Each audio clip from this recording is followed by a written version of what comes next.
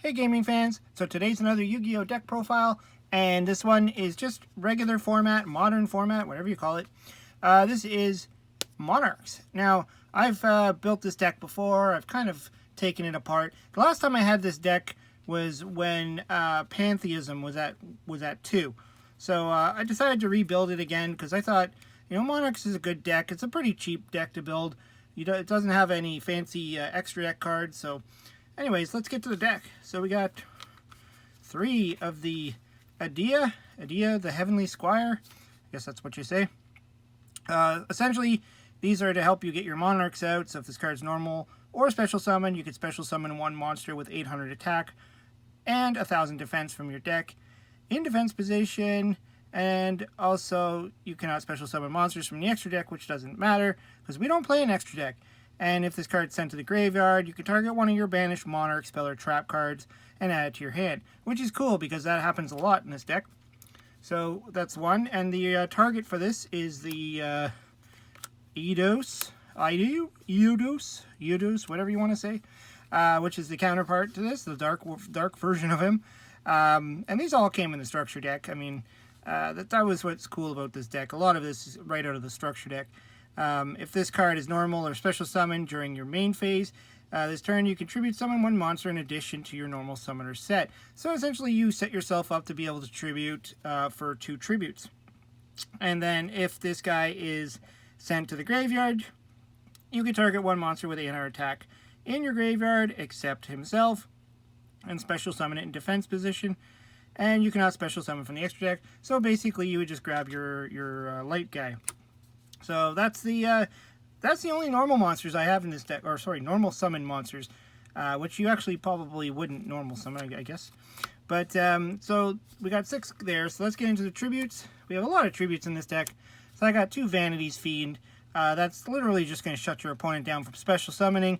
You cannot be special summoned, or when this card cannot be special summoned, and while this card's on the field, neither player can special summon. So basically, if you get this guy out on, say, turn 1, your opponent's kind of in a tough position. They're going to have to remove him with a spell or something. He's a dark monster, which is why I wanted him in here, because I do play a spell that helps with that. And the other thing is, you have to keep note that he's not like a Monarch. He's got 1200 defense, which is a shame. If he only had 2400 and 1000 defense, he would be a lot better. But unfortunately, he's not. However, we do have one Majesty's Fiend, which is a light, and he does have the 24,000 or 2400 and 1000 defense. And this card is basically monster effects cannot be activated, which is sort of similar to not being able to special summon if you can't pull off your monster effects. It pretty much turns your monsters into almost like vanilla monsters, almost. And then we got 2 Kara's the Light Monarch. This is a fun card because you could use it on your own cards and you could use it on your opponent's cards. Either way, you're going to get something. So Kara is basically when he's normal summoned or special summoned. I like that part too. He doesn't have to be normal summoned. You could destroy up to 2 cards on the field. And then for each card destroyed, the controller draws 1 card. So you could destroy, one of your cards, one of your opponent's cards. You both will draw 1 card, or you could destroy your 2 of your opponents. Maybe you'll put your opponent in a bad spot by destroying their 2 cards, especially if they, summoned what they can and then you destroy them, and it might stop their play. But of course, destroying your own cards too, just to get that draw off, is kind of cool. And then we go into the bigger Monarchs. We have the either the Heavenly Monarch. Yeah, I'm butchering the names. I always do. You can tribute summon this card by tributing 1 tribute summoned monster, which is an interesting idea. Once you have a tribute summoned monster on the field, this guy only becomes 1 tribute instead of 2. I don't know how often that would be used, but still interesting. And then if this card is tribute summoned, you could send 2 Monarch spell or traps with different names from your hand or your deck to your graveyard, or your deck for the graveyard. And if you do, special summon 1 monster with 2400 attack and 1000 defense from your deck, but return it to the hand during the end phase. So that's really cool. I mean, it allows you to pull out a monster, and then at the end of the turn, you get it back to your hand, and then you might be able to, summon him next turn and get his effect off. So, really interesting card. And of course, we have the dark version. We have 3 of those. So, Erebus, the Underworld Monarch, and then when he's pretty much the same idea, except when he is summoned, you get to remove a card from your opponent's hand or field, or I believe graveyard too. So he's pretty cool. And just for good measures, I put in one Thestalos, the Mega Monarch. I honestly hate this card, and it's not because it's a bad card. I hate it because I remember when I bought a box, I can't remember what set this guy originally came in, and he was my secret rare, and I was kind of annoyed because, you know, he was like a $5 secret rare at the time. So it was just really kind of annoying that that was the secret rare I pulled, or one of the secret rares I pulled, so it was kind of annoying. But, you know, anyways, yeah, he's pretty cool. He's pretty much like Thestalos, the Monarch, the regular Monarch, except you, so basically, if you tribute summon this by tributing one tribute summon, you can tribute this monster by tributing one tribute summon monster, just like the other guys. And then if this guy is tribute summoned, you look at your opponent's hand and discard one card. So that allows you to actually look at your opponent's hand and take a card rather than a card at random. And then you inflict damage equal to the original level times 200 if it's a monster. And then if this card was tribute summoned by tributing a fire monster, which will never happen in this deck, you get an additional effect to inflict 1,000 damage to your opponent after that. So, but we're not playing any other fire monsters, so that'll never happen. So anyways, on to the spells. We got Lure of Darkness. So that was the card, that was the spell card I was talking about. You know, why I was okay to play 2 Vanities Fiend, because we do need, you know, fodder just for that. I was thinking of playing more Allure of Darkness, actually, but this is a tough deck to build because there's so many cards you want to put in there, but there's not a whole lot of room. And then we got 3 of the Pantheism of the Monarchs. So this is the spell card. I remember it being at 2, and it was really annoying. Like, I think maybe even at one point it was at 1. I don't remember. You have to go back quite a ways. But this card is what makes the deck really good. You send 1 Monarch spell or trap from your hand to the graveyard to draw 2 cards.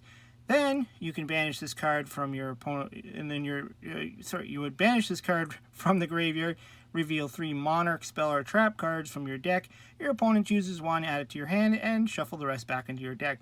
So obviously, if you have 3 copies of the same card in your deck, you can just grab that, all 3 of them, and you'll get the card you want. Otherwise, you'll have to choose wisely, or just choose 3 cards that you really, really need. Either way, I mean, there's a lot of potential here. And of course, this thing banishes itself, which is good because of the 1 monster that when he is sent to the graveyard, you get to add a banished Monarch spell or trap to your hand. So then you can bring it back. Then we got 3 of the kind of the Rhoda of the deck, I think you would say. Kinda, sorta, better than that. But you have to reveal from your hand a monster with 2,400 attack and 1,000 defense, and that's where the problem with the Vanities Fiend comes in. He's got 1,200 defense, so you can't use him with tenacity. But so you reveal pretty much a Monarch or one of the Mega Monarchs in your hand, and then you get to add 1 Monarch spell or trap from your deck to your hand. So you'd probably go for your Pantheism or your Domain, depending on what you need. Then we got Return of the Monarchs.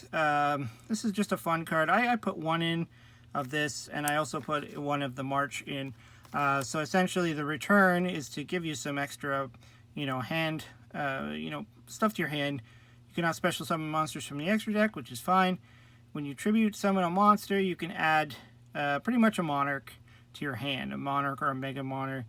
And then the tribute summon monster must be face up to activate this effect. So it's you know, pretty much just to build up your hand. And then March of the Monarchs is tribute summon monsters you control cannot be targeted or destroyed by card effects. You cannot special summon from your extra deck, which is again, you know, the common theme of this deck. I put 1 of each because I figured with tenacity, when you have 3 tenacities, and you have 3 of the other one, plus you could, you know, potentially bring it back to your hand if it's banished. You should be able to get this spell when you want it and when you need it. So I just thought maybe let's have 2, rather than having some dead draws. The Monarch Storm Forth, definite 3 of in this deck. This is what's going to help you get your Monarchs out on the field and tribute off your opponent's stuff. So basically, this is just a better soul exchange. During this turn, if you attribute a monster you control, for a tribute summon, you contribute one monster your opponent controls, and as if you controlled it. You can only activate one of them per turn. That's fine. And then during the turn you activate this card, you cannot special summon from the extra deck. So pretty much it allows you to use your opponent's monsters as tribute fodder. But I like that it's a quick play. So if you have certain monsters that can be summoned on your opponent's turn, or you have a certain trap card out that allows you to do that, you can activate this on your opponent's turn and tribute off a monster they just summoned. And then the card that really, really hurts other decks, a lot of other decks anyways, is Domain of the True Monarchs. This is the card that pretty much, you get this out, your opponent might be in big trouble. When you have no cards in your extra deck and you are the only player that controls a tribute summon monster, your opponent cannot special summon monsters from the extra deck. If a tribute summon monster you control attacks an opponent's monster, it gains 800 attack. So the monsters get really big, and then once per turn you can reduce the level of one monster with 2800 attack, and it's basically a Mega Monarch in your hand by 2, and then you can summon it. So basically it drops your Mega Monarchs to becoming a single tribute monster, which is insane. So, you know, that's really cool, especially when you can combine that with Monarch Storm 4th. Then for the last of the remaining spells, I thought, let's just put in the 3 powerful spells there are. You know, 1 Raigeki, blow up all your opponent's monsters. Feather Duster, blow up all your opponent's spell or trap. Or Lightning Storm. Unfortunately, you have to have no face-up cards, so you gotta be careful with this one, because once you start playing some of your continuous stuff, it might be dead. But drawing this card in your opening hand is pretty bad for your opponent. You could either destroy all attack position monsters your opponent controls, or all spells and traps. So it's just one or the other. And then we have our traps. So we play 2 of the Prime Monarch. This is a fun one. I like this one. Once per turn, you could target 2 Monarch spell or trap cards in your graveyard, shuffle them into your deck, and then draw 1 card. So this is a continuous trap card, so you just have this on the field, and you can start recycling your Monarch spell or traps. And then if this card's in your graveyard, you can banish one other Monarch spell or trap card from your graveyard to special summon this card in defense position as a normal monster. So it creates tribute fodder, banishes a spell or a trap, basically to allow you to use your Ada effect to return it back to your hand. So a lot of synergy in this deck. I really like the way they've worked these guys out. And then we got the Monarchs Erupt. Again, I put 1 in because, you know, it's searchable.